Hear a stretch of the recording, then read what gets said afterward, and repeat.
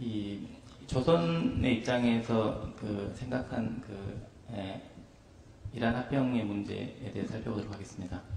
朝鮮の立ち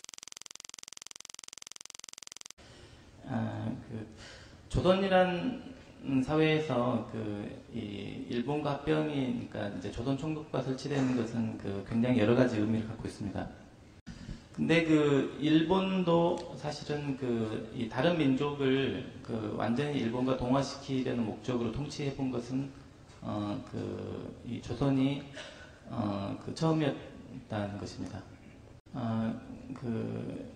그런데 조선에서는 옛날부터 중화 사상이 있어서 일본을 중국보다 상당히 업신여기는 분위기가 있었습니다. 즉 조선시대의 일본의 외라는 나라의 이미지라는 것은 야만족으로서 우리가 가르치고 교화시켜야 될 야만인들 이런 이미지가 강했습니다. 그렇기 때문에 그런 일본의 통치를 받게 됐다는 것은 조선 입장에서는 굉장히 이 자존심의 문제가 큰 측면이 있습니다. 그렇지만 사실은 그런 자존심이라는 것은 근거가 없는 것이었다고 생각합니다. 한국인들은 일본이 옛날부터 작은 선나라였다 이렇게 생각하고 있는데 사실은 그렇지가 않다는 것입니다. 지금은 조선반도에 비해서 일본이 인구가 2배도 채 안 되지만은 옛날에 조선시대 때는 되게 10배 정도의 인구가 있었습니다. 그러니까 조선은 사실은 일본 입장에서 보면은 대등한 나라는 아니고 근데 또 일개현보다는 좀 더 큰 그런 정도의 지역이 아닌가 생각이 듭니다. 아마 큐슈하고 인구가 비슷했을 것으로 생각이 됩니다. 그렇기 때문에 이 대륙이 있고 중국이 있고 일본이 있는 사이에 조선은 사실은 별 의미 없이 끼어있는 나라였다고 봐야 됩니다. 그렇기 때문에 사실은 조선은 이 독립국으로 존재할 수는 없고 항상 이 중국에 속하거나 일본에 속하거나 할 운명이 있었다고 생각합니다.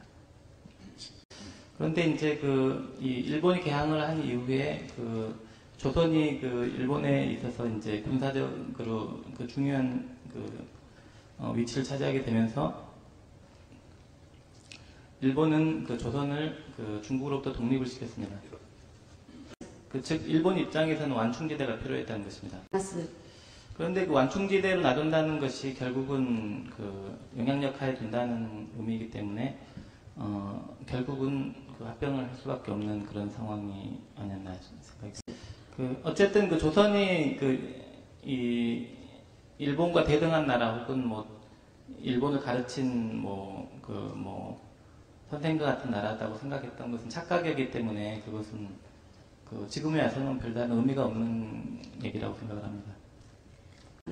그리고 사실 조선인 당시에는 거의 나라로 치면 망한 나라는 다름이 없었는데요. 전혀 개혁도 이루어지가 않고 그리고 새로운 세계 정세에 전혀 적응을 못하고 있었습니다. 이제 그런 것은 조선 왕조의 탓이라기보다는 조선 사회의 특징, 그러니까 조선은 유교가 통치하는 종교적인 사회였기 때문에 유교의 악영향 때문이 아니었나 생각이 듭니다. 그렇게 종교적인 원리에 의해서 지배를 당하는 국가, 사회는 쉽게 경제적으로는 발전할 수가 없습니다. 그래서 그런 유교 사회를 해체시키고 그리고 새로운 나라를 만들자는 세력이 조선에도 있었습니다. 당시에. 즉 일본식의 유신을 해서 완전히 국가 체계를 서양식으로 바꾸자라는 세력이 있었다는 것입니다.